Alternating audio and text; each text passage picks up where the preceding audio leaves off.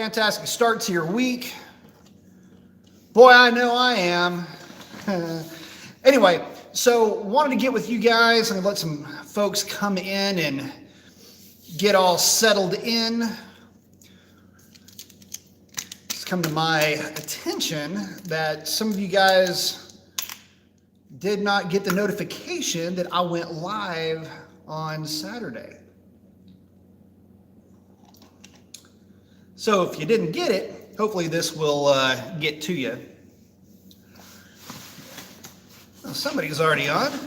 Got that like button already getting smashed. I like it. Very nice. So for you guys, if you didn't get the notification that I went on Saturday, which is something that I did hear actually from quite a few people, as a matter of fact. I don't know why that was, but anyway, going on a little bit early tonight because I got to bounce a little bit early. Basically, I got a lot going on. Got to wake up early. So, but did want to hang out with you guys. And for you guys that didn't get a chance to get on the live on Saturday because of whatever thing that YouTube was up to, give you guys an opportunity to hear a little bit how the track rental went, how little Miss Revlon, aka my dirty girl, how she did. Spoiler alert, did good. Basically just kind of give you my impressions. I'm actually going to try to run that back. The track's going to be open this Friday, so I am looking to try to re-up on that time that she did get run, or she did run, and she did get even better than that 10:16. As a matter of fact, she went a 10:12 with a 9, albeit, but she did go 10:12, and that is on 93 octane, no race gas, no funny business, no Torco, no boosting, no nothing, just straight up 93 octane. But I wanted to give you guys the configuration on the car, talk a little bit more about density altitude and how that affects drag racing, vehicle performance, and general stuff like that. And kind of let you guys know what we were up against with the day when you're trying to shoot for a number, just how important those density altitude numbers can be. Let's see. Bronco is in saying, what's up? Let me check in with you guys real quick, and then we'll get into some of y'all's questions and comments. White Knuckle saying, what up, B? What up, White Knuckle? Eric saying, what's up, Professor B? What's up, man? John Jones saying, what's up, brother? Rich Yo saying, howdy. What's up, man? Howdy. Chris Egger saying, what up, B Mason? Got the arm flex. I like it. Boost Stevens saying, what's up? What's up, Boost? John saying, what's up, B? The Tri-Fibers installed. Perfect fit. Very nice. Glad you like it, or like them. John saying, got the notification this time. Very nice. Veronic's checking in saying, much love from H-Town. I like it. Alex is saying, Professor B, what's required to be part of your track days? I'll be traveling through Texas around mid to late March. Well, we do a track day. Basically, it's once a year. It's Mopar-mageddon. I limit it to about 20 cars. So typically, it's going to be local guys that are shooting for either national records or their shops that are shooting for either records or trying to get a number for, publicity for their own shops. That's typically what will show up, along with YouTube channels and just good friends of mine. So that's who gets in on those rentals.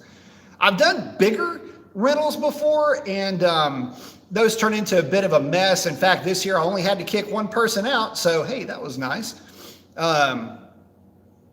But that's basically that deal in a nutshell.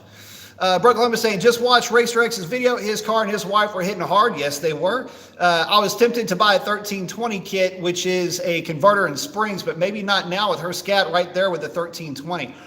So let me just kind of spread that out a little bit more for you. Not only was that car right there with the 1320, weight for weight, it was probably exactly on par with it. So the 1320, the blue car eventually ran an 11.40, I believe, or an 11.43. At any rate, and as delivered with the seat removed, because you can pull the seat in the 1320 because 1320s came with no passenger seat option. That car went a 40. The Scat went 52 with Mrs. X driving it. Oddly enough, Racer X ran it to an 1157. And then I drove it. And I went at 1157, identical numbers down to the 100th. So that car runs really good. And I'll tell you what, it would be, I'm not going to say you would be wasting your money, because you're not. I mean, you are improving the car. They do get out of the hole really nice, but the difference isn't that great. But there are some pretty cool things about the 1320 itself that I wouldn't discount over the Scat Packs. Although I will say this, and this has to be understood, her car is a very strong example of a Scat Pack, probably one of the strongest, because I would go so far as to say, I don't know what the Scat Pack records are. I'm kind of removed from that. I know that stock tune, I don't know of many that have gone into the 1150 range. I don't know. Correct me if I'm wrong, but I mean, that's got to be somewhere near the top of the list. An 1152 out of a stock car on a freaking drag pack. I mean, come on, that is amazingly quick. And true enough of the 1320s, and we were talking in those conditions, mid 11 second cars. And again, I wouldn't just jump off a cliff and scream mid 11s out of those cars. I mean, DA corrected, they're more like 1170s, but damn, that's fast. And that being said, also, you know, the DA, when that car ran the DA, it was like negative 500, which is, maybe it was negative 5 to negative 600 feet. I mean, mine shaft, but I mean, we're not talking like deep mine shaft, like negative 1,000 air. That's where a lot of cars end up doing well. As a matter of fact, Revlon didn't actually run her best time until the DA was around negative, I have to go back and look, I think it was negative 600 and change. Anyway, I'd have to go back and look at that time slip. It's posted on the Instagram, but yeah, that's kind of the funny thing. In fact, earlier in the day, that car just, it was funny. The car just really was like a little bit off, oddly enough. And I thought, man, you know, I just made the change to the tune. You know, maybe I need to go back, maybe lean it up a little bit. The data was really pretty. I mean, the data was actually a little on the soft side, if I'm being honest, but it is super deep DA, and true to my word, I was going to be softer on the tune in these crazy DAs, because if you try to get too aggressive, you set the thing to kill and you're at negative a bunch of feet DA, that's typically when you can pop something, which leads me to my next point. So throughout the course of the day, I brought fuel with me and I was trying to keep the weight fairly consistent. I had pulled the front seat out of the car. And the reason why I pulled the front seat out of the car is I was going to try to offset some of that weight with fuel, basically ballast the car a little bit and not be that far off of my normal race weight, which is 44.35 or 44.40, give or take. I went ahead and pulled the seat, and basically I came into the game just right at 4,400 and just a little bit over, but we'll call it 4,400 just for sake of argument. And so saving about 40 pounds, so really not a huge weight savings there. But again, like I say, the car was, long story short, the car was running basically 10 teens all night, or all day, I should say, and it was kind of chasing the DA. And really, there's about you know, from 0 to 500 feet, 4 to 500 feet, there's not that much ET to pick up there. And 0 to, you know, 500 feet above, especially if you don't have much humidity, there's just not a lot of DA to pick up there. And the car was chasing DA, which means that I could pretty much guarantee myself either a 1019, a 1017, or a 1021 or 22 for every pass that the car made. And the closer it got to that 0 DA, the closer it would get to that 1027 that it basically runs at 0 DA. Like, my car corrected is a 1027 car, and I know this because I've run it in 0 DA. So anyway, but the car did run a 1012 with a 9, but it did run the 1012. And I don't know of anybody that's done that with 93 octane. I've still got the stock bumper supports in the car, stock air filters, stock catalytic converters. I mean, it was just basically sitting right on top of it. At a weight, still has this sway bar in it. it's easier to tell you just the short list of stuff that's done, which is a really mild tune, which I really, in looking back at it, I probably could have been a little bit more aggressive, but again, I'm not going to risk the engine over half a tenth, and that's really what I ended up more or less chasing or wishing for, was just this half of a tenth of a second. That was really about as far off as I could say that tune put the car, if at all, because it was mile an houring like crazy. The time slip will say 138. I think that's a little bit off. I would argue that 136 though, like 136 flat, would not be out of the question, because I ran that run in the left lane. In the right lane, the car with more accurate traps, which is more basically in line with what the car would run in that air, I was running 135, 130, high 134s to 135 and a half pretty much all day, with 135.7, I think, thrown in there for good measure. So I would say that it, in general, did pretty darn well. And again, the mile an hour was, I mean, she was moving on the big end. 60 foots were all in the 149. I think I had a couple of 148s thrown in there as well. So anyway, that's how she was running. Himmy had saying, glad you guys had fun. Conditions were awesome. Yes, they were. George saying, good evening, everybody. Good evening. Let's see. Veronica saying, thank you for the time. Howdy, howdy. Speed Freak saying, hey, B, if the Mopars were equal to the weight of a Mustang, Camaro, etc., how much quicker would they be in the quarter mile? A second less in stock form? Nah, if they were equal in weight, well, I'll give it to you like this. If the Hellcat weighed 3,600 pounds, let's say 3,700 pounds, or better yet, let's just say that it weighed 4,000 pounds race weight versus maybe 3,800 pounds or 3,900 pounds for a Mustang or a Camaro. You got to figure that that's at least, I mean, you could pull at least another 3/10 off of those numbers for any of the cars. So that being said, the Scat Packs would have been eerily close to running a 10-second pass based on that weight. So I'd say about 3/10, give or take, somewhere in there.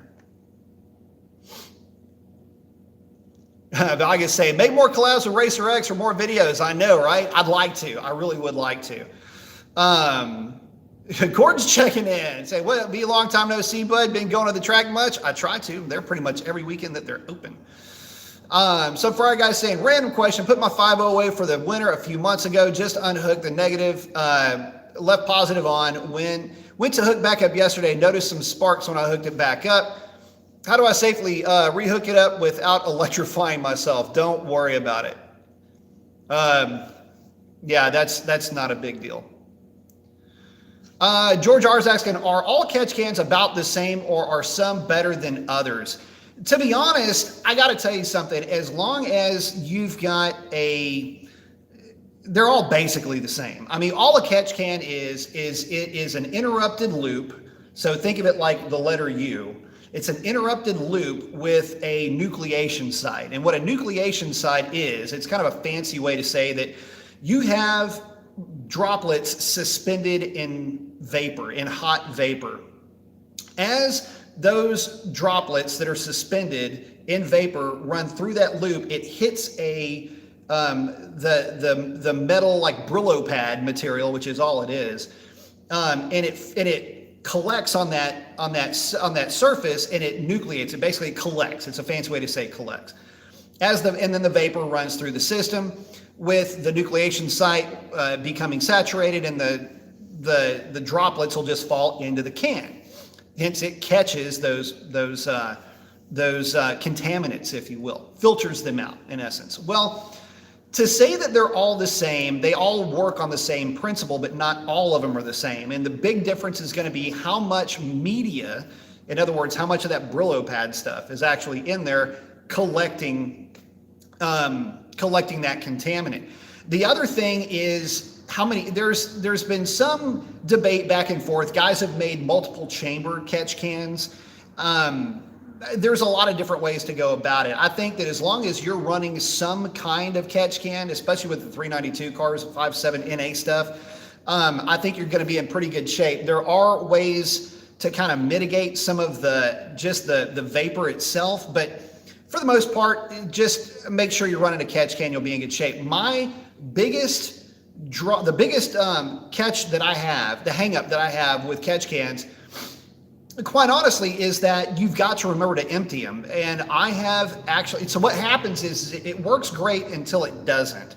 And then what ends up happening is, like, say this is your catch can and you end up getting it this full, okay?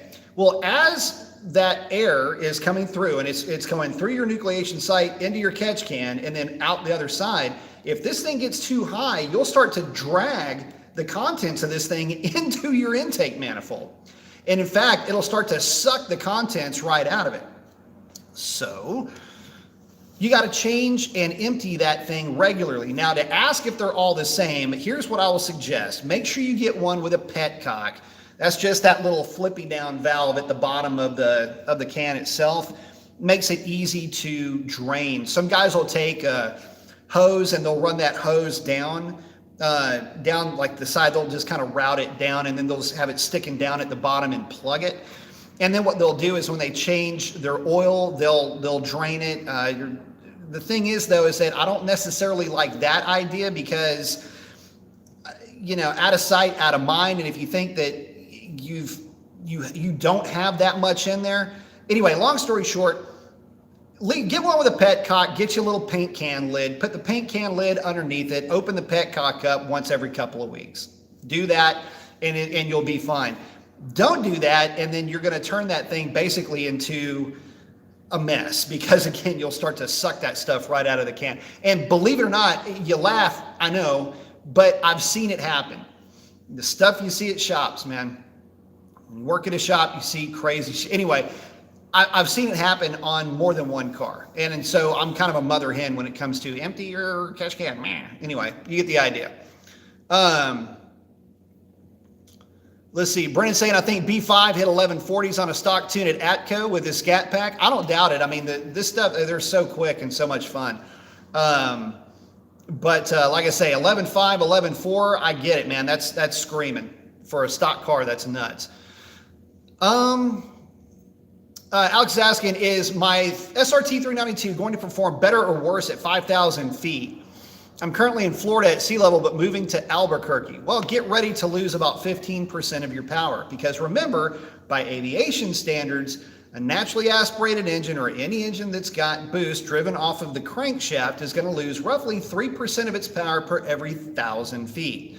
So in your case, at 5,000 feet, multiplied by roughly 3% is going to give you about a 15% loss in power. But you will be in a much drier air. The car is going to feel kind of snappy, but it will just be down a little bit on power. Let's see. George is asking, if you could choose between 93 octane or 92 non-ethanol, which would you use? I would use 93 octane because it's a higher octane. The 92 non-ethanol, though, is not necessarily that bad. In fact, I've known folks that have run it fairly regularly. Buc-ee's down here in Texas, and I think now in Georgia, will sell 92 octane non-ethanol blend. And what a lot of guys use that fuel in is in boats, basically any kind of personal watercraft, lawn equipment, classic cars, things like that sit for any real length of time. The problem with E10 is that anytime you let it sit, that's when the problems start. It starts to eat away at practically everything. If you're driving the vehicle, it's a modern vehicle, fairly regularly, then the regular 93 shouldn't be a problem. In terms of tuning between the two, you don't really see much of a difference. And in many cases, that non-ethanol 92 can be a bit more expensive. So I would say save that for the guys that need it with the boats and the power equipment, the classic cars, carbureted stuff, things that sit for any real length of time, and use the regular 93. That being said, the 92 will be a more consistent fuel. Casey's asking, I haven't tuned in for a while. Is that a third gen IC? Where's the Fox? And do you still have it? Cheers. Hey, yes, that is my wife's third gen sitting right behind me. The Fox is at the house with a grenaded clutch alongside of Revlon, and Sierra is at her spa treatment getting some things done over at Dr. Differential. which I did get an update. And hopefully I'll be able to get her back in a couple of weeks here. So that'll be pretty awesome. Omar saying, I got my 2023 92 0 to 50 in 4.3 second stock. Is that good time? Yeah, it's real good. Keep practicing. Practice, practice, practice. Alex is agreeing with that. Gordon said, I finally put my car in the dyno. It put down 447 and 418 stock. Very good. Yeah, and funny thing too, some of the newer 392s are putting down about 10 more horsepower than the older ones were. Most of the older 392s, I should say Gen 2, because you had the ones with the power steering pump, slightly different tune, and then later, and then the newest ones with the different operating system on the cam side. Those are putting down a little bit more power that I've noticed. A little bit snappier too.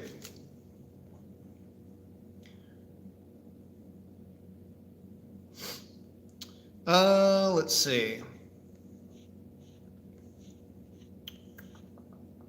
Bear with me here. Just missed my spot here. Alex is saying 481 is impossible for stock. Did I miss something? 440 is about right. 481, probably not. Although I have seen some dynos read weird like that, but the horsepower number seems legit. Most of them will actually be like 440, 430. Some of the newer ones on a dyno jet. But weirdly enough, I had a Mustang dyno on Shalandra read 491 torque, eerily enough. That obviously was not exactly right. Let's see. Some other folks are agreeing with me. Him say, Santa brought me a cracked PCM and a Trinity T2 tuner for Christmas. Very nice. The new T2 can data log a wideband if you add an O2 sensor and controller. Do you think it's worth it for data logging? Not really. The system that you have is actually really good with the way that it's going to be monitoring and targeting AFR. So it's always good to have if you've got a controller to run your standalone O2, but you don't necessarily have to have it. If you do decide to do that, though, make sure that you have the bung, if possible, make sure you have the bung from like a 10 o'clock to like 2 o'clock on the pipe. That keeps any condensation from getting all over that sensor. Let's see. Guys are still talking about numbers here. Some Friday is saying, oh, he's worried about sparks. No, don't worry about that. See sparks all the time. Robert's checking in saying, hello, hello. Shiv Nation saying, what up, R&D? Got the bald guy with the shades and the arm flex. I like it. Himmy saying, Omar, 0 to 60, 430 to 60, 392 on the street isn't bad. Drag radials will help and cut your time to the 4.0 or sub 4.0 and really good services. Yeah, I mean, you know, for stock tires, that's fantastic. A drag radial will help you get down to, I think I was pretty consistent 3.8s, 3.7s with Shalandra.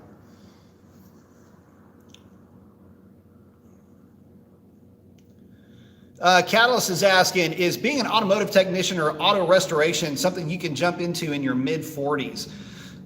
Yeah, you could. I mean, if you've got some background to fall back on in the industry, yeah. I mean, if you've got some level of experience, I mean, I'm sure that, you know, you're obviously going to have a bit of a learning curve, no doubt about it. But for general mechanical type work, yeah, you can probably get in there on that.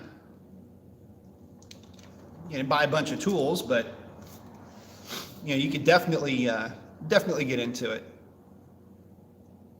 I don't know if you necessarily want to do it as a profession, though, getting into it that late. It's just a lot of stuff you're going to have to accumulate in terms of tools and things like that. Knowledge, the main thing is tools, though. Speed Freak saying, thinking of going to a 309 gear in the Hellcat, what will it feel like on the street compared to the 262?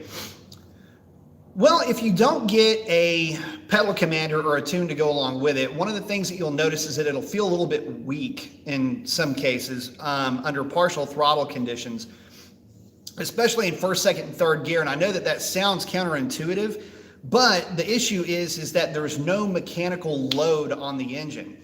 No mechanical load means that your manifold pressure is lower, hence you're not making the boost and the car just feels a little bit softer. So the trick is to put a pedal commander on it, or in the tune, just ramp up driver command torque. That way you get some of that throttle response back. Once you do that, it's like the car should have been made with 309 gears, man. I truly believe that that car suffers for not having 309 gears.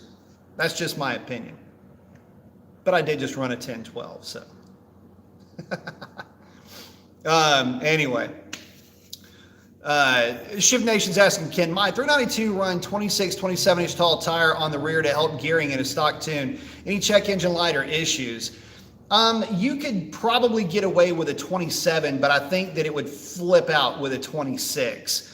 But you know, I don't know that it would help you a ton. But I know that there were a couple of guys that were running those smaller tires and seemed to have had some success with them. I think they were all running something like a 27. I don't think they were running as small as a 26. Let's see. Brenda's asking, how do you feel about the Killer Chiller as a mod? Is it worth the money?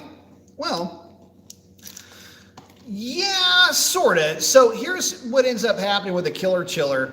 In the heat, they work really well. And that's where you need to focus the benefit of a Killer Chiller, is just knowing that in colder temperatures, their effectiveness will be negated by the fact that Mother Nature is taking care of your air cooling needs. I know that there is some kind of big debate between the Kincaid, which is the regular Killer Chiller, and then I think they've got another one out. Then you've got the active inner chiller, and you've got the Iller Chiller and the Iller Miller, whatever. Look, man, all I can tell you is this. Yeah, they do work. They will cool off the intercooler coolant and help to make that system a bit more efficient when the delta between ambient and, in this case, downstream temperatures is significantly higher than the coolant in that in those bricks.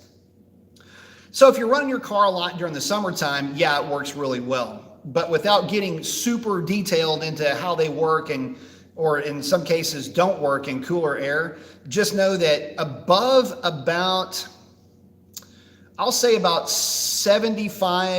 below about 70 degrees, they really do start to lose their effectiveness. And then you get down into like the 50-degree range, like high 50s, mid 50s, and they really don't work. And to give you an idea, the system that is in the Hellcats and the Demons and the Red Eyes, that doesn't even work below 58 degrees. It doesn't even kick on. So that'll give you an idea in terms of just what the engineers were looking at on their end. That system, albeit a small system, wouldn't really do the thing a whole lot of good at those lower temperatures. Let's see. Shawnee's checking in, man. Thank you very much for the contribution. He's saying, thoughts on a brand new Scat Pack versus a lightly used Hellcat. I think I would have bought a Hellcat if I could do it over. So this right now has been a strongly debated topic among guys. And the way it breaks down is kind of like this. They'll say, well, you know, for the money, you can get a clean ass Hellcat. And my argument to that is you can get a Hellcat, but you don't really know the history behind it. If you don't know the history behind it, you can end up buying something that maybe you may end up regretting. You know, I mean, it's a Hellcat, for crying out loud. But that being said, most of them are in fact really, really clean.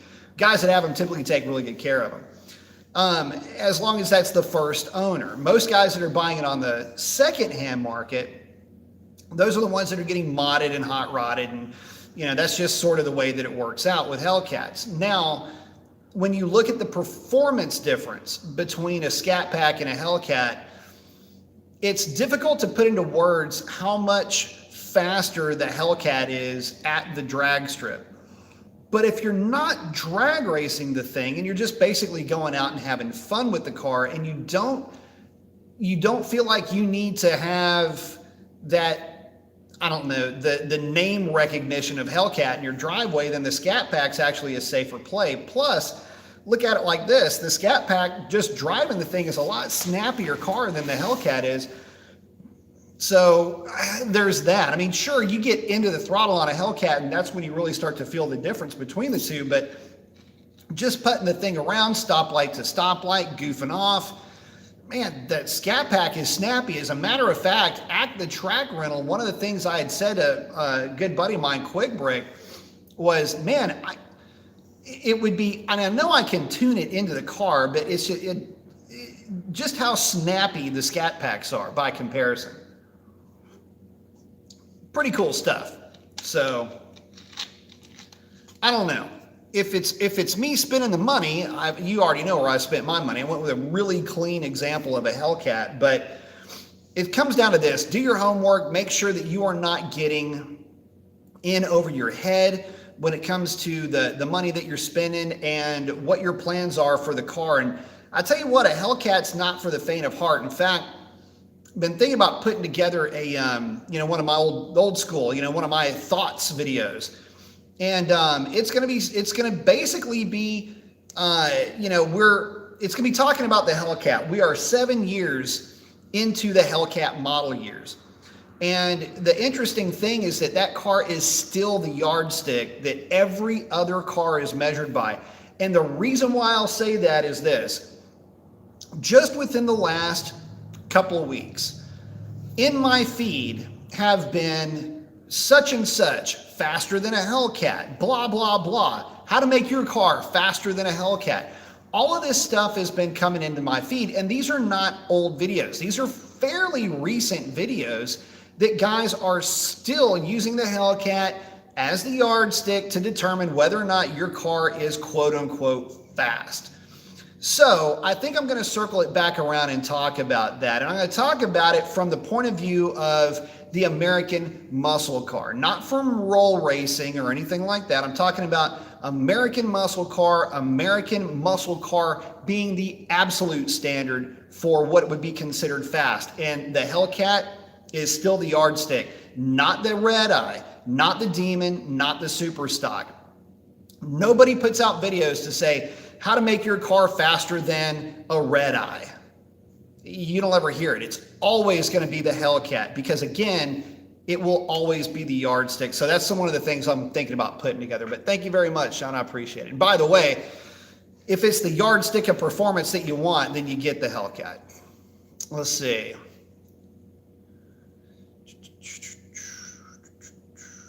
Oop, just blew right past where I was. Let's see.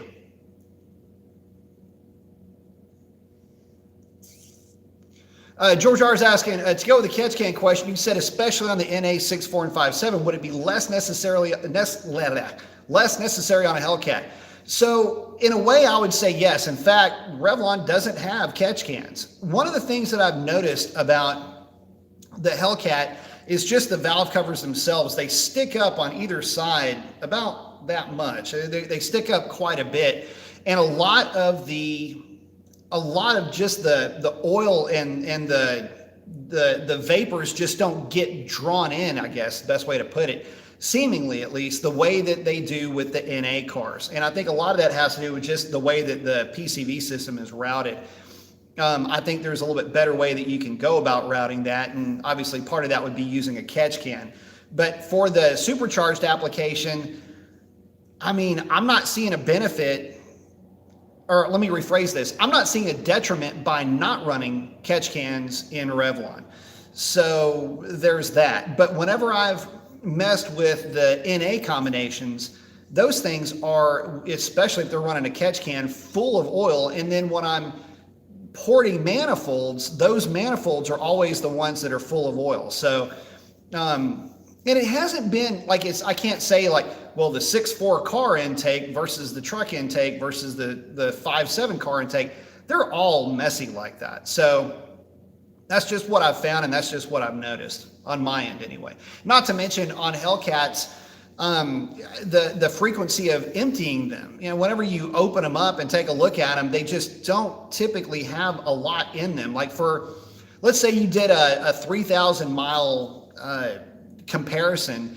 What I used to do is with my truck, about every few every few gas tanks, I would open it up and it would be one of these little caps full. I mean, it looks like a lot in the can, but it's only that much, right?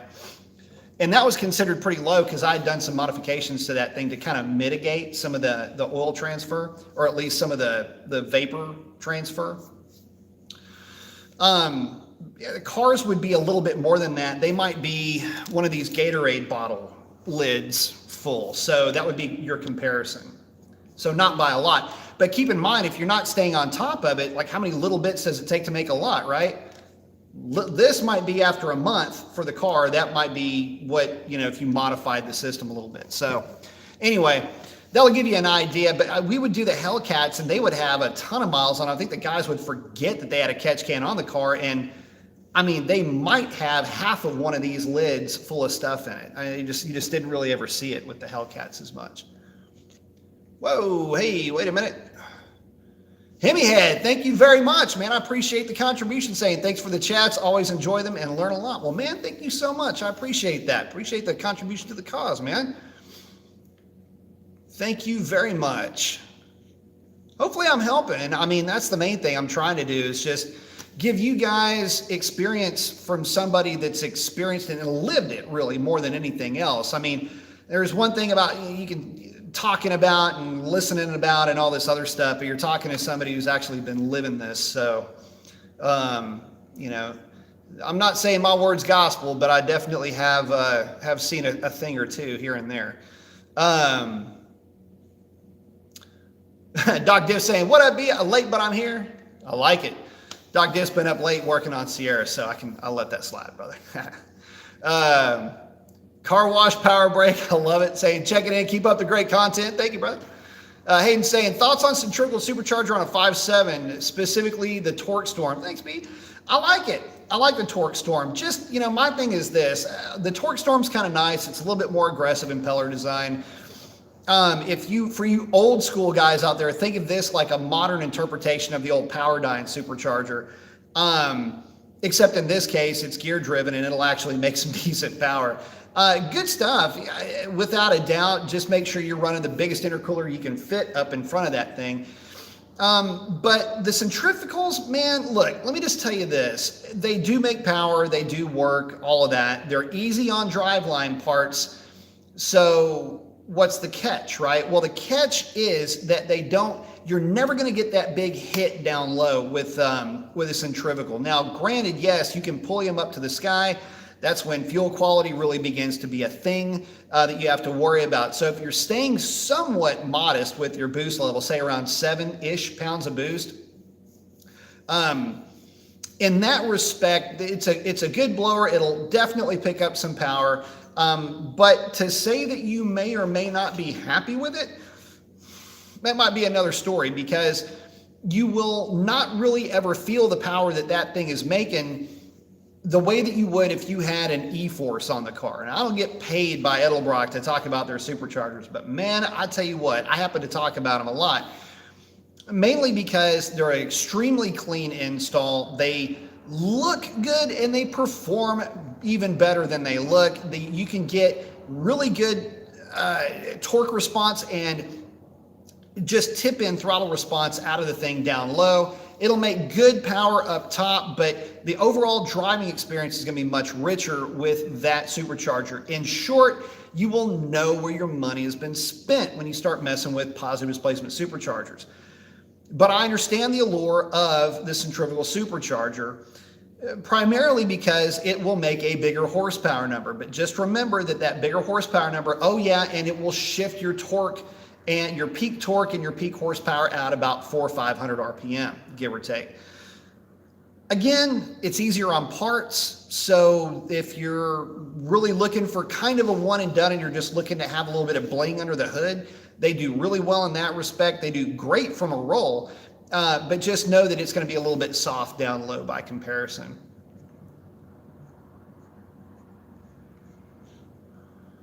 Whoa, GS1, thank you very much.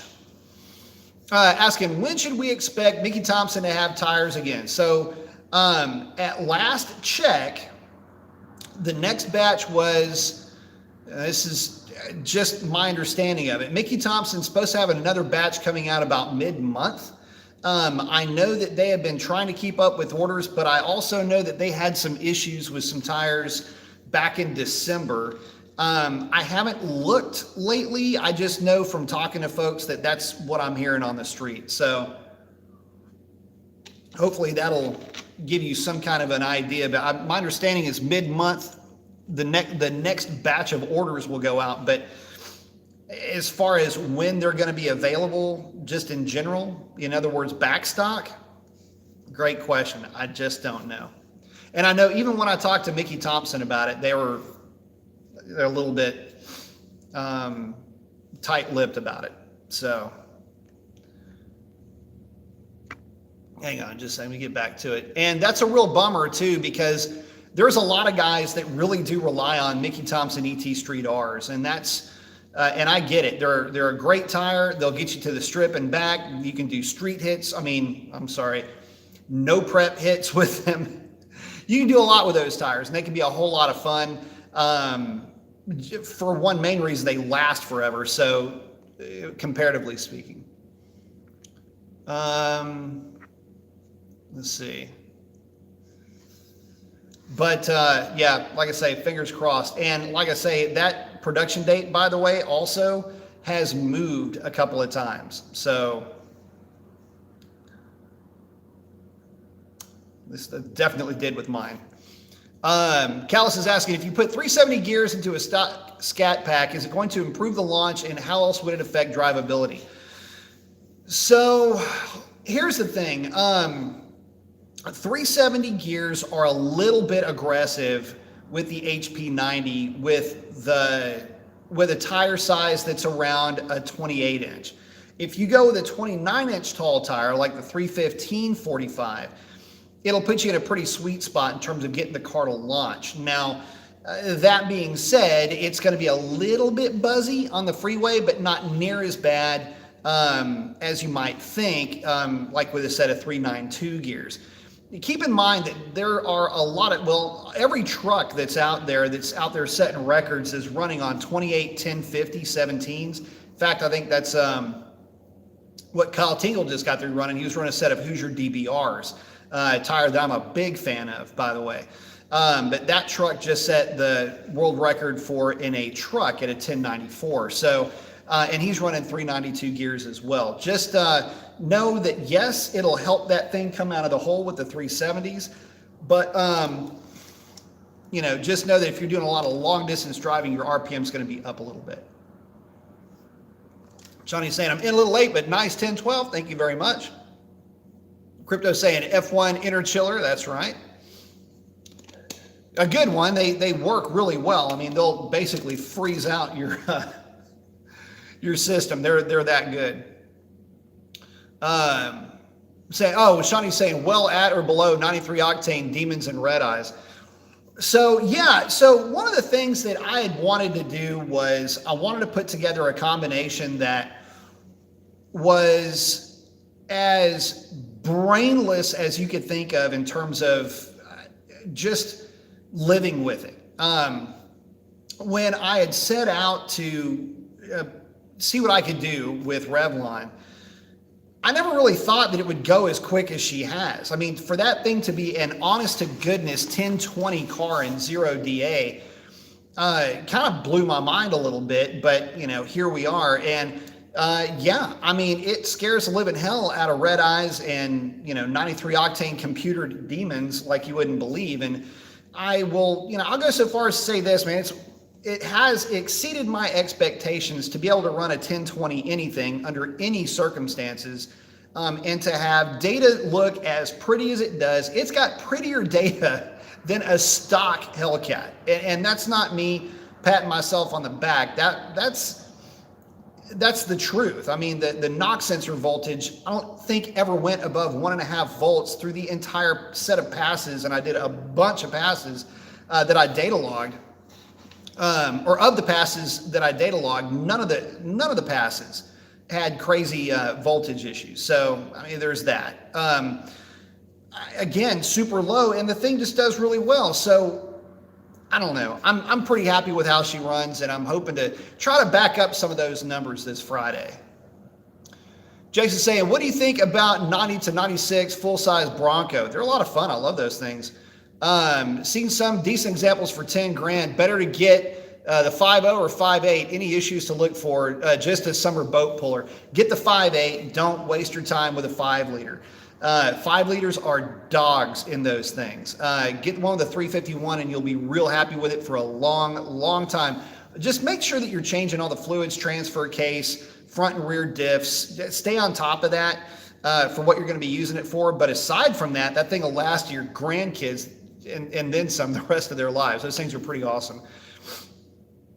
Oh, Viaga say, just bought a pedal commander for my Camaro. Feels great, but all 6th gen Camaro tuners hate the controller, not to mention every other guy in the 6th gen world. Well, you know, I like them. So, in fact, a lot of guys like them. Dane's checking in with the F1 interchiller. Yep. Catalyst is saying, talking about the Scat Pack or used Hellcat.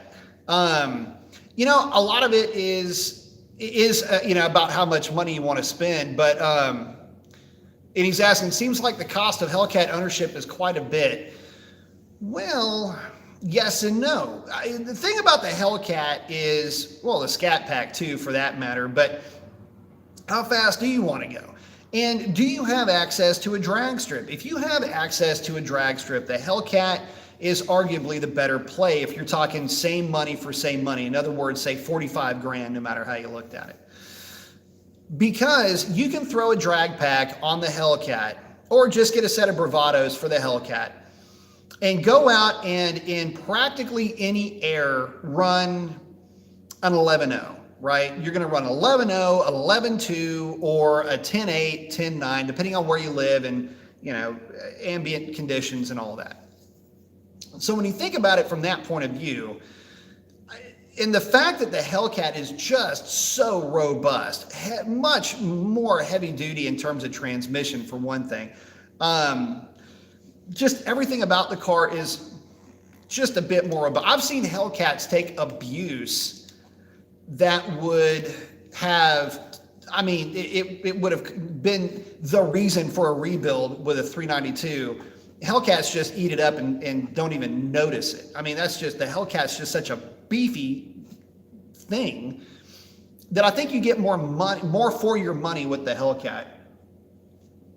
Buying it on the secondhand market, assuming that you find a clean one, a real nice one.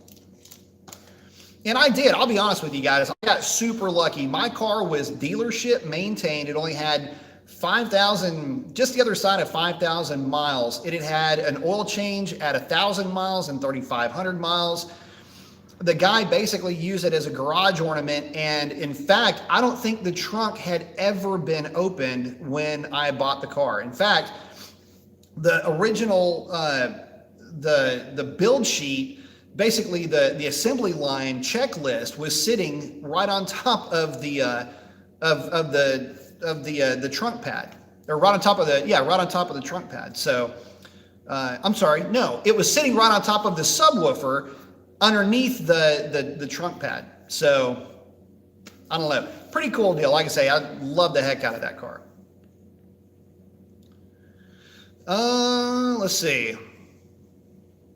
Doug just saying, talking about Jurassic RT, you should check out the Joker cam before you pull the trigger on the Stage 4. Definitely jam AC/DC. Wait, did I miss something? Jurassic RT, what did I miss? Or did I miss it? Did I talk about it and forget about it? Oh, damn, I did. Oh, damn, I missed a bunch of stuff. Shawnee's talking to Speed Freak. Jurassic saying,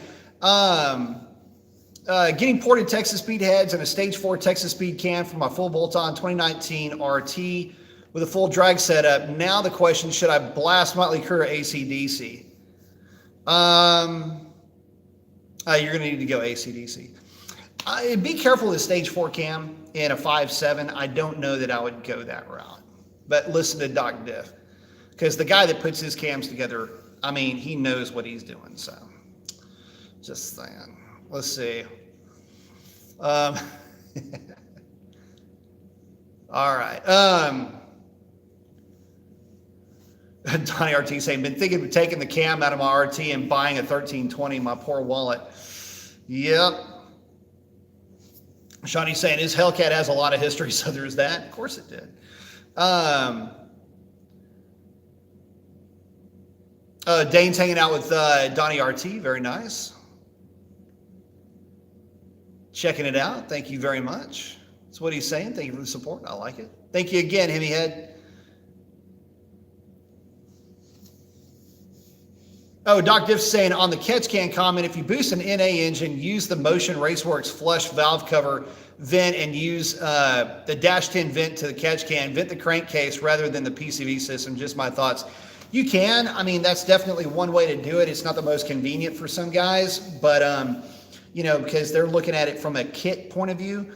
But yeah, I mean, the more that you can open up that, that crankcase, the better. And that's why, you know, there's so many guys that run the standalone vents. And instead of having a catch can, it's just the hose that runs over to a vent, and it's a vented canister with a filter on it to allow for expansion, contraction, and things like that. But they're literally only venting the crankcase, in some cases through the valve covers, to those vented cans. And that works just as well. But again, you still have to drain them. Sean saying, Challengers are the most American-feeling car. Says 5.0 Coyote 10-speed feels like a European hybrid. Not a bad way, but you know what I mean. Yeah, for sure. And that's one of the things. It's the Challengers and Chargers are the last, especially the Challengers, the last quintessential American muscle car. And Dr. Diff saying, Pops didn't stay on top of his catch can. No, he did not. Make sure he does. Anthony's, you know, agree with Sean. But he runs his car so it gets full. Yep, if you're going to run it hard, you got to make sure you stay on top of it. So for our guys saying, my catch can on my 5.0, I empty every 2 weeks, and there's a good 3 ounces of oil in there. Yeah, I can see that with those cars. They're slinging a lot of oil around in there too. Hey, Quick Break saying, hey, brother man, still smiling over her. I like it.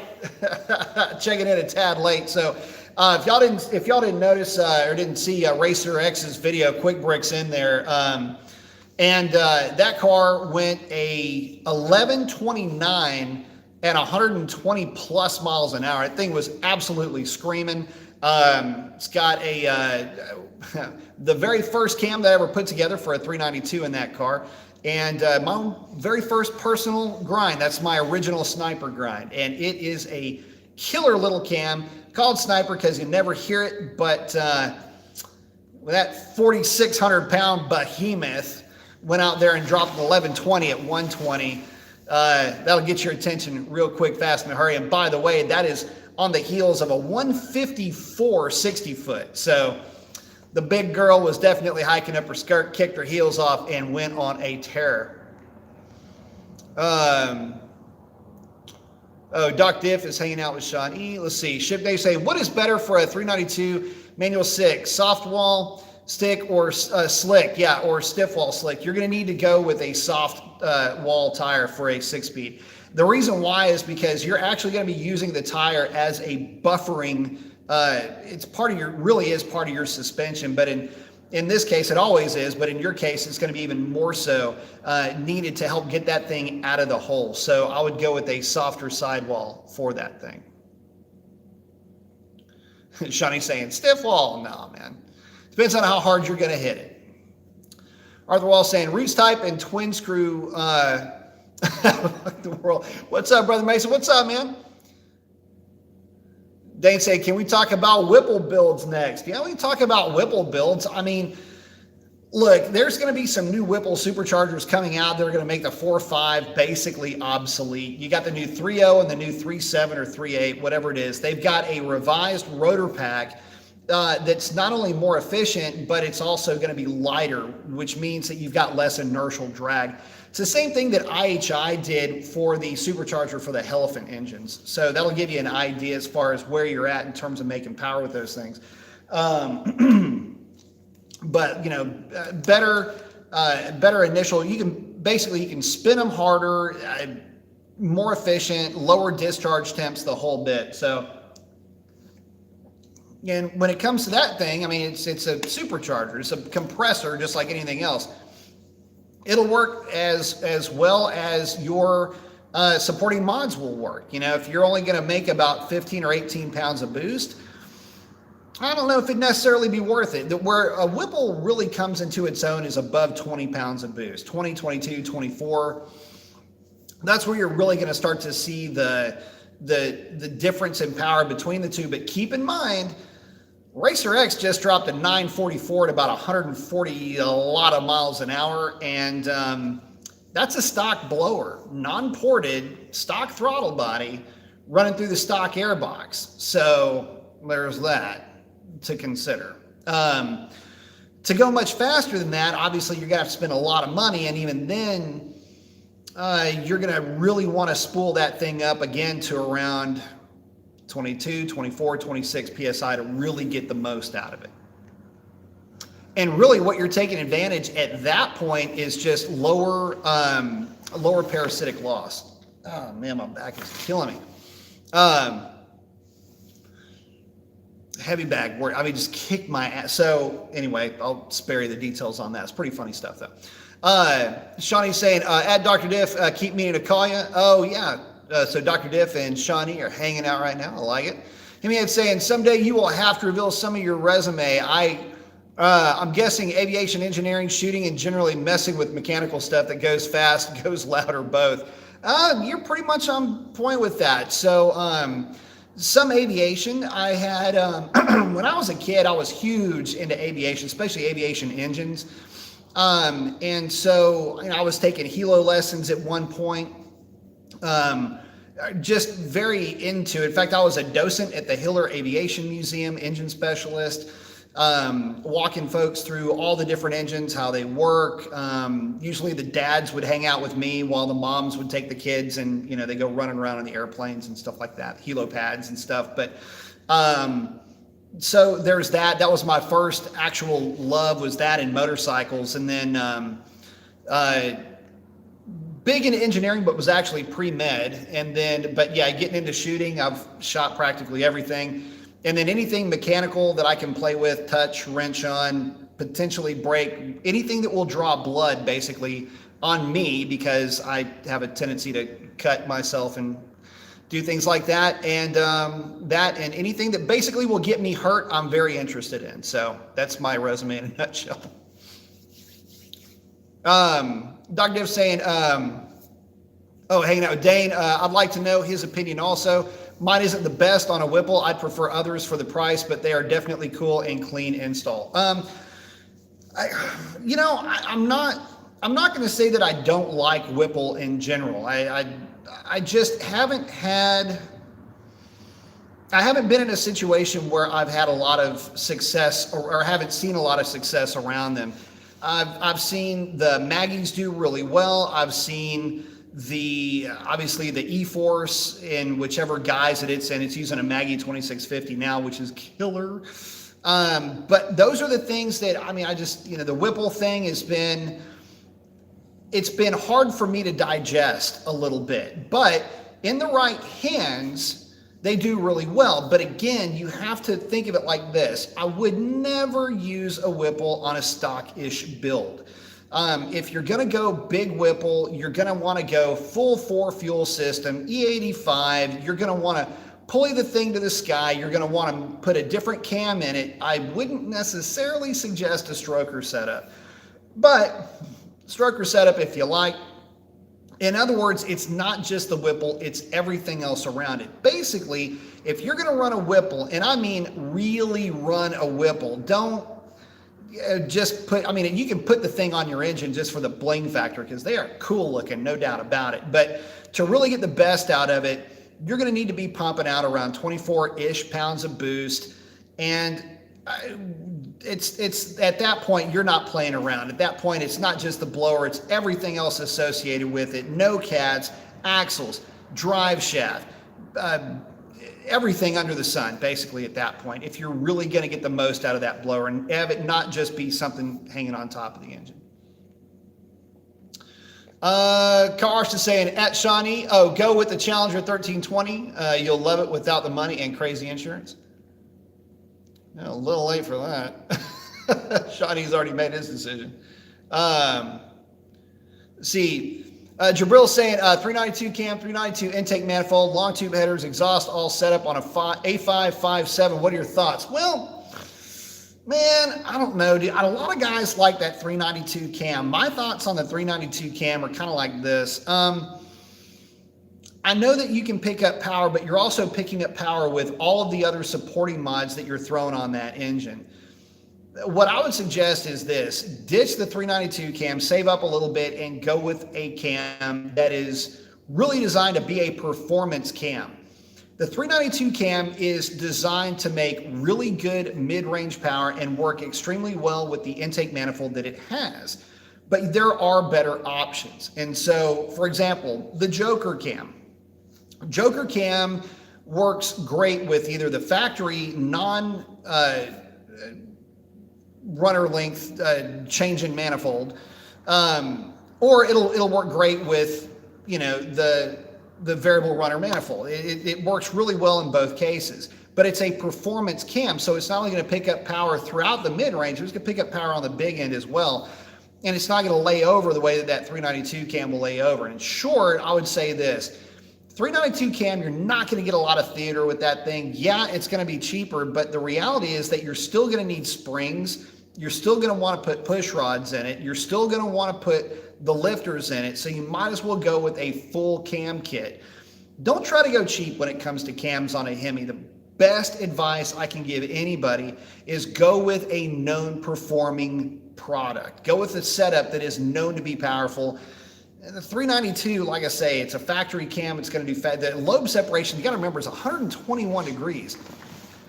That's a lot. That's a cam that is opening up real early to try to make power on the big end with an intake manifold that's got real long runners. Even with the variable runner flapper valve in there, it's going to need a little bit of help making power out on the big end. That's the reason for the wide lobe separation angle. So anyway, it's significantly wider than the LSA, like on a 6.1 cam, for example, which is like 114, 116, something like that.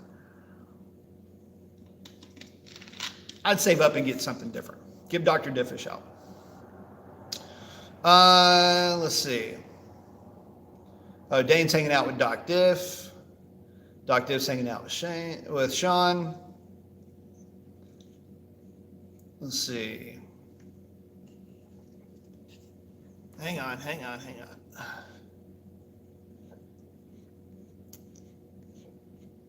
Bear with me. Oh, Dane's, I think, asking about the Whipple.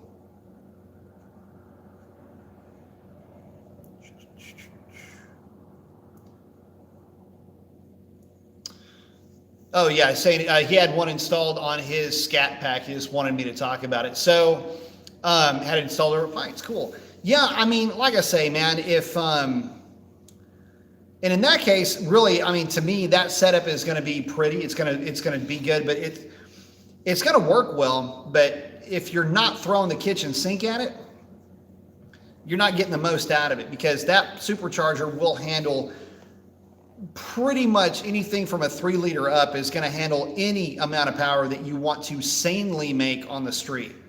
And that's the other thing. A lot of times, the big debate is always centrifugal versus positive displacement. And up to a certain point, there is absolutely no way in the world you can compare the two in terms of how it feels to drive the car. I've driven quite a few centrifugal supercharged cars that you would be correct in assuming, or let me just put this another way. You never really felt the power that the car was making. It was making good power on the big end, but it didn't make like freak you out kind of power the way that you think that a supercharger is gonna make. They just don't do that. Whereas, and that's low boost, fairly stock builds, you know, not really going crazy with pulley ratios or anything like that. That's what a centrifugal supercharger driving experience kind of was for me. In fact, one of the cars that used to give Shalandra fit was a 2015 Challenger, had a ProCharger on it. And it used to drive me nuts because the guy would beat Shalandra by about a car length. And it was a clean install, fairly low boost setup.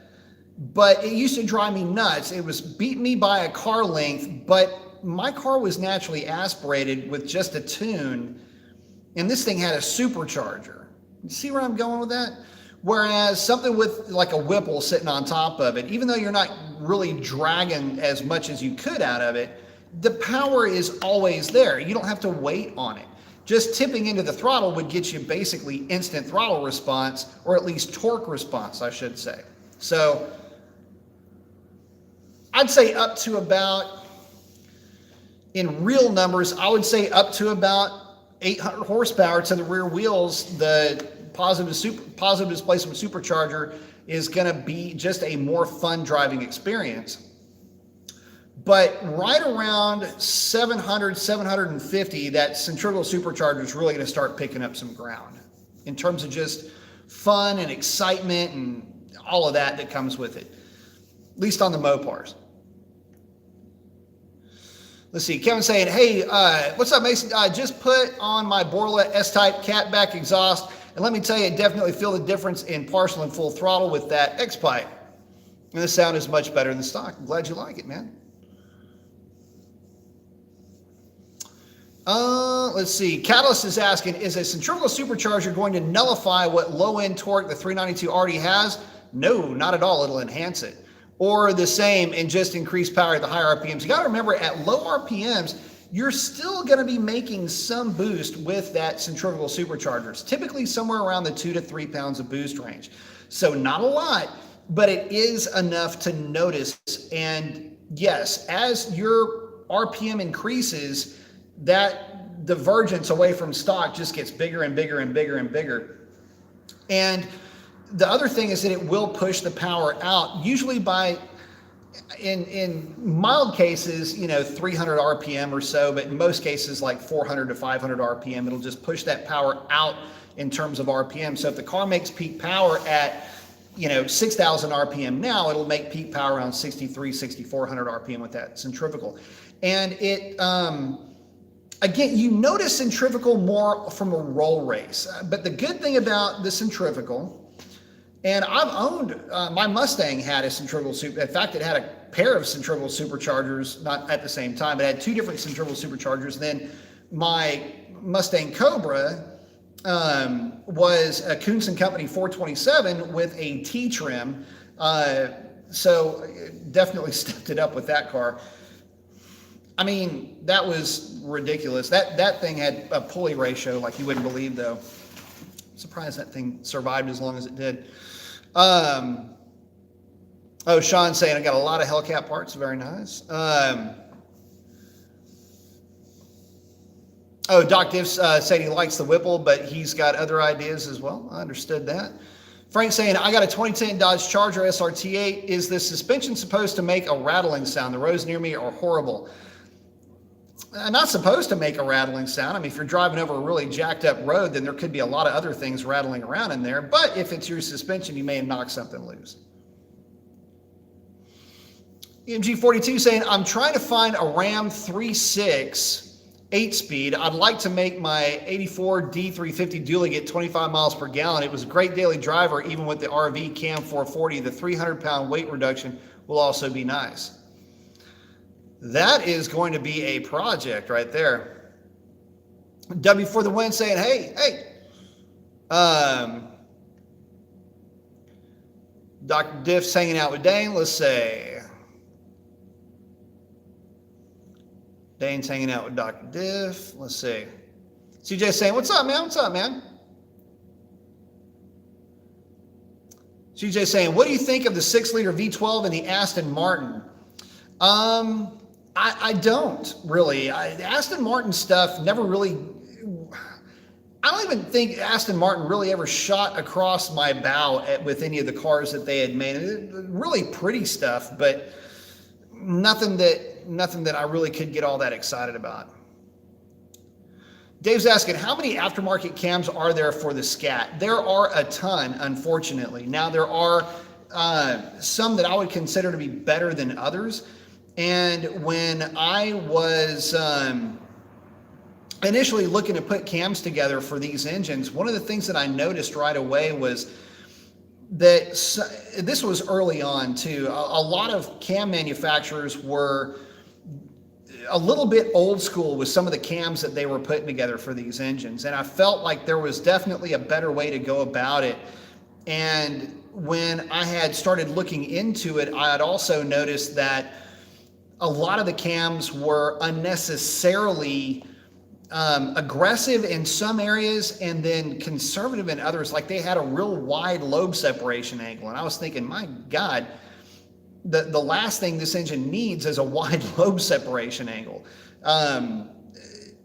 Hemis are kind of known, they're extremely good in terms of volumetric efficiency, but they're low in thermodynamic efficiency in that you need to be able to hold on to the pressure in that cylinder for longer with something that is not highly thermodynamically efficient. So anyway, long story short, that's when I started looking into putting cams together for these things. And I was working with Pites at the time, working at Pites Performance. And so put our first cam profiles together and got really good results out of them. And then from there, just built upon the knowledge that I had gained. And again, that original cam, though, is still arguably one of the best on the market. And not patting myself on the back, it's just the way that it performs. It does really well. And again, same with Doc Diff's cams. I mean, we've got the Joker, we've got several cams that work really well. But the thing with Hemis is that they're not like an LS. An LS is pretty funny. For anybody out there that knows LS, if I tell you I have insert LS displacement, it doesn't matter. It could be a 4.8, 5.3, 5.7, 6.0, it doesn't matter. If I tell you I have a 224, 230 cam, you will know exactly basically how much power that thing's going to make. You're going to know the characteristics of it. It's going to be easy to identify that cam versus if I said I've got a 230, 236 cam. You're going to be, oh yeah, I know that cam, because typically you're going to see lift numbers around 600, intake center line of around 109. Those things are going to rev to the sky, all of that kind of stuff. Then you go, oh, I've got this 236, 240 cam, hello, and then you get into that too. So, but the Hemi is a little bit different. The LS, you can get away with cams like that because they have higher velocity style heads, where the Hemi is more of a tumble port. It just takes big gulps of air every time it's got these freaking, valves that are like as big around as the bottoms of these Gatorade bottles over here. So the idea is it just has this big pressure dump.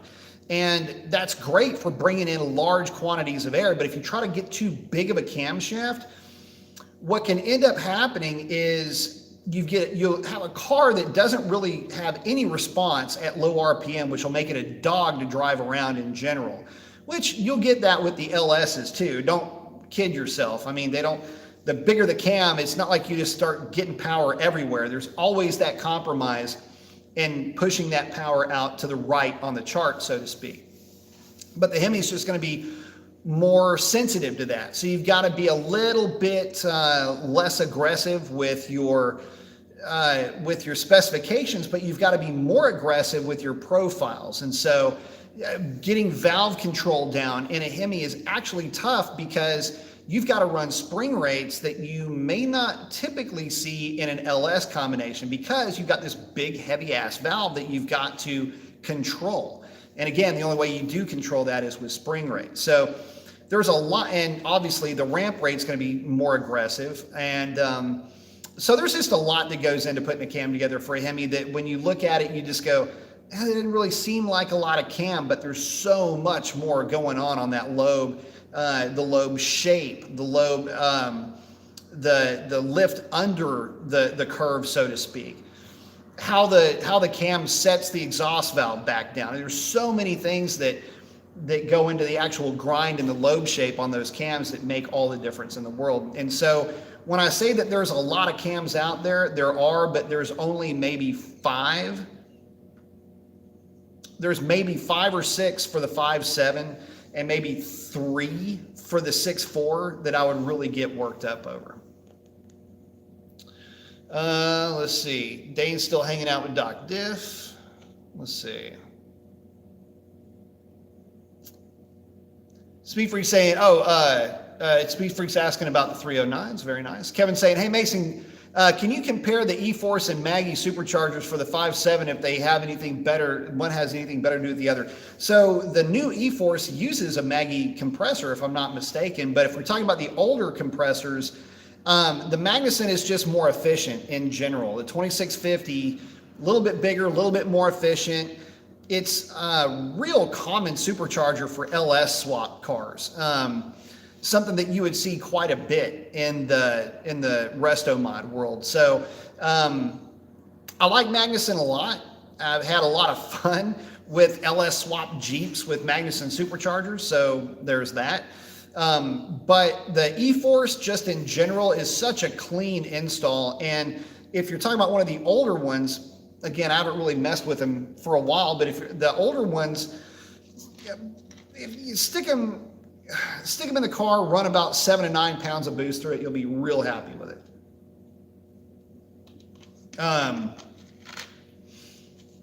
In terms of if you wanted to just pick one like the older E-Force for outright power, you'd probably be better off with the Magnuson. But like I say, the new one, my understanding is that all those are all 2650 compressors.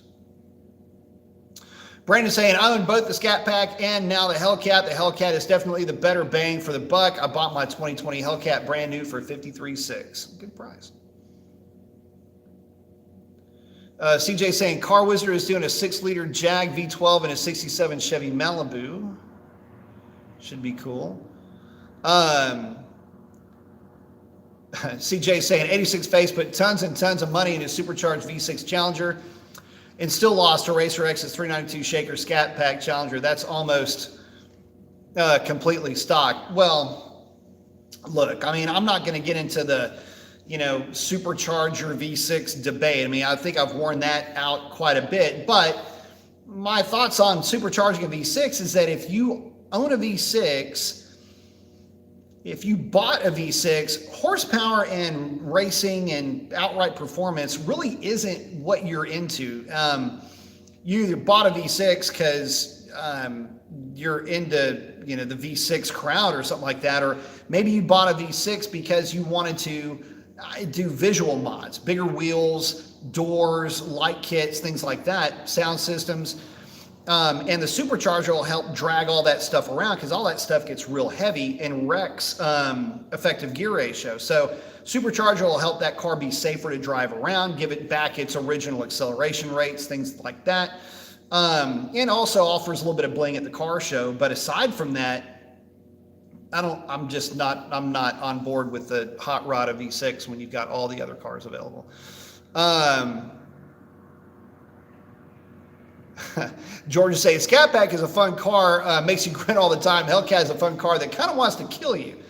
You're onto something there, man. I will definitely agree to that. The downside to the Hellcat, for any of you guys that are thinking about, if you got a Scat Pack and you're going, okay, now I'm wanting to upgrade to a Hellcat. Hold on just a second. The downside to the Hellcat is that, number one, it's not going to be as punchy down low as your Scat Pack. Yeah, you get into the throttle and it accelerates harder, but that's not to say that it's not punchy. The Scat Pack is like a really quick jab, whereas the Hellcat is almost more like an overhand right. I mean, it's just kind of the Scat Pack. I just got through driving 2 of them at the drag strip.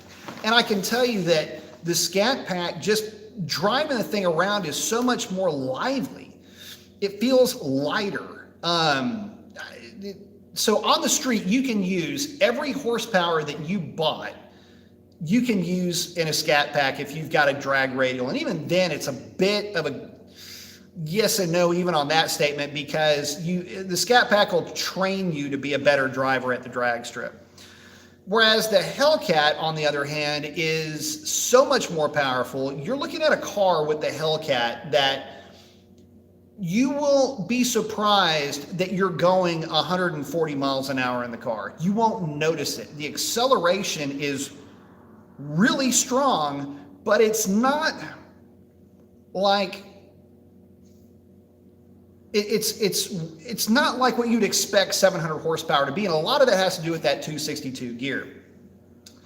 I'd made a video, and this video is about 100 years old, but I'd made a video talking about this once, and I caught a lot of flack from Hellcat owners. And keep in mind, at the time I was working at Pike's Performance, and strangely enough, not only had I driven a bunch of stock Hellcats, but I'd driven a bunch of everybody's hot-rodded Hellcats, Bravo packages, mid 9-second cars.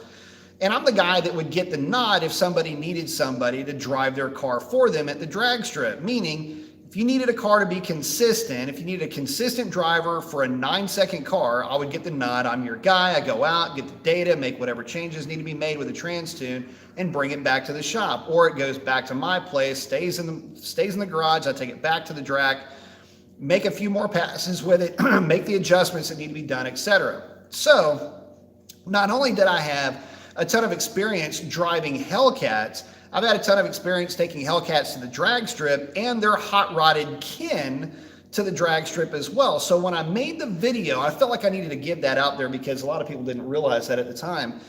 And when I said that the Hellcat doesn't feel like it's 700 horsepower, it's something to this effect, because like I said, that video is kind of old. Maybe I need to rehash this video too. But when I said that the Hellcat didn't give you the impression that it was 700 horsepower, whereas the Scat Packs all felt like they were about 500 horsepower, and they felt really strong, and they were peppy to drive around. I got a lot of flack for that. Like, you don't know what you're talking about. No. I'm like, dude, I've logged more quarter mile times in this car than, I mean, it's just like, anyway.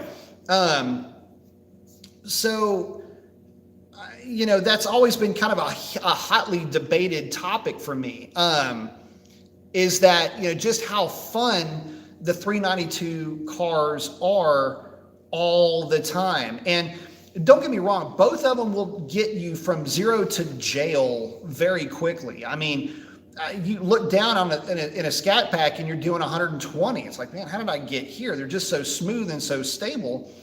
The Hellcat, you just are going faster. It's like the acceleration rate is kind of the same almost with a stock geared Hellcat. It's just that it's at that acceleration rate for a longer period of time.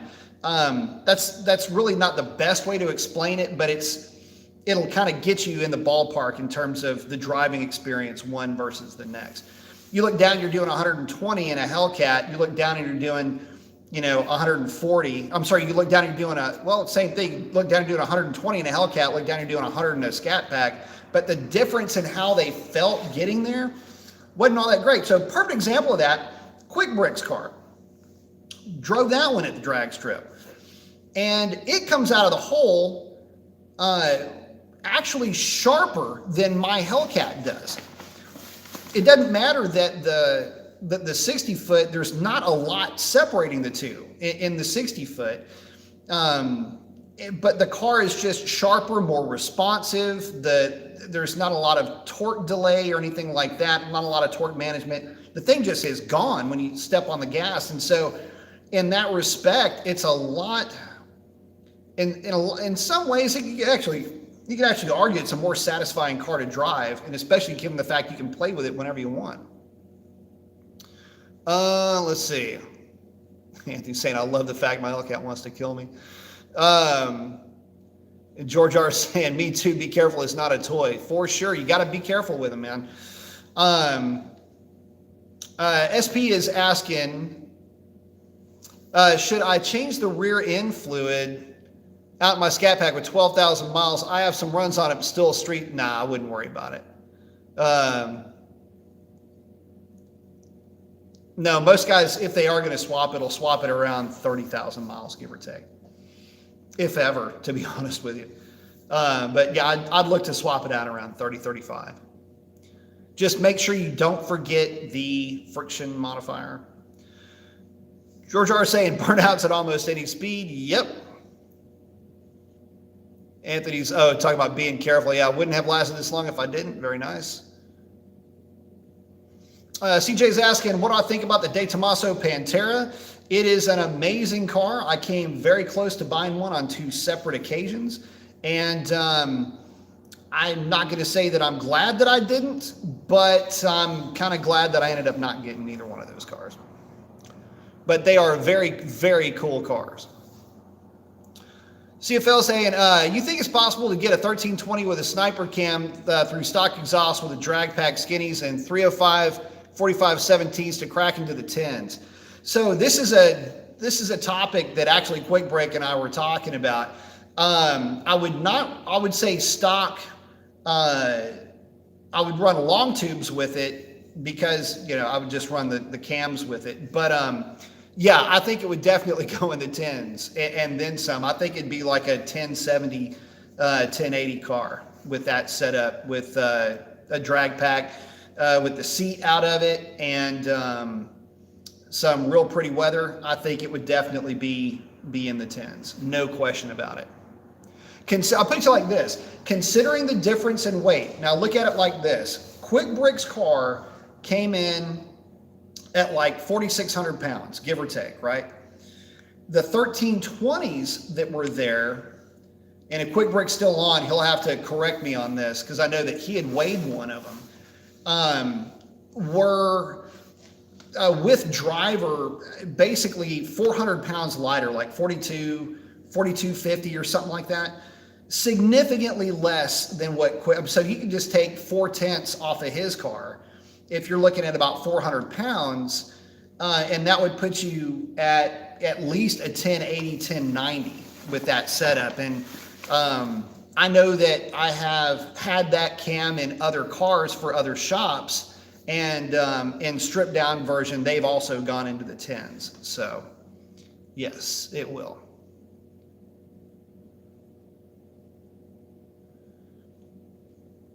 Let's see. Oh, Dane's just saying he's gonna need a little bit more in terms of a build to get the most out of the Whipple. That's true. I mean, like I say, as an aftermarket boost solution, the Whipple is a great place to go. But just know to really get the most out of it, to really wring that thing out, it's going to have to require a little bit of that shadow. And honestly, man, upon further review, to be honest with you, man, you're in a pretty good place with that with low boost. Alex is going to take good care of you in terms of the build on that. I would say for sure, your weak link here isn't really the engine, it's the transmission, to be honest with you. So know that coming into it. Shift is asking, are the Hoosier DBRs soft wall? Yes, they are still a radial, but by comparison to the ET Street R, yes, they are a softer sidewall. They are also lighter to the tune of about 7-ish pounds per tire. Not per set, per tire. But they're stable. I like them on the big end. They're real stable. CJ's asking, saying 86 Face just sold his Ripa. Yes, he did. Got him a cammed 1320 that went slower than Mrs. X's car. Shawnee's saying, I do possibly have an aluminum Hellcat 392 drive shaft for sale. Let's see. Braden's hanging out with Sean. J-Storm's asking, I have a 14 Ram 5.7 with 355 gears and a 6-speed. Will the Joker cam be good, and will I need a torque converter? Probably won't need a torque converter. I will have to defer to Doc Diff as to whether that 6-speed will be good in terms of just, it should handle the power. And 355 gears will be fine too, I think. CJ, have you heard of the Gran Turismo games before? Dude, yes. I was playing Gran Turismo about 20 years ago. Shawnee's saying, if you want to race it at all, you're going to need to have a drive shaft. Yes, you will. Got that DSS coming up. Brother Case saying, is a tune on a 5.7 worth the money? Daily driver with an intake and muffler / reso delete. Yeah, it is. There are several things you can do with a tune that'll make the car a bit more lively. There are mainly things in the transmission tune, if it's an automatic transmission, that'll just help in drivability and help in the fun factor of that car. The power, you're not going to pick up a ton with that engine with just a tune. You pick up a little bit, especially if you want to be running only 93 octane, then yeah, you can definitely pick up, especially down low, pick up some torque with it. But the main thing that you're going to be looking at is transmission tuning. Again, if it is an automatic, you're going to want to focus more on the transmission tuning. That's really where the driving experience is. All of these modern engines make a lot of power. I mean, they're all basically over 370, 390 horsepower, which by modern standards doesn't sound like a lot, but by normal standards, it's quite a bit. The transmission dictates, though, the driving experience. So a good transmission tune, yeah, it's worth it. Let's see. Brandon's saying, I'm racing it. I like it. Chip saying, noob question, what is the friction modifier for the diff? What it is it is a compound that allows the discs to properly engage. It helps the disc to, basically it's modifying the friction coefficient of those discs so that when they come together and they stay locked better. So without the friction modifier, it's just oil, and those clutches aren't able to engage the way that they would without that friction modifier in there. So you got to have it.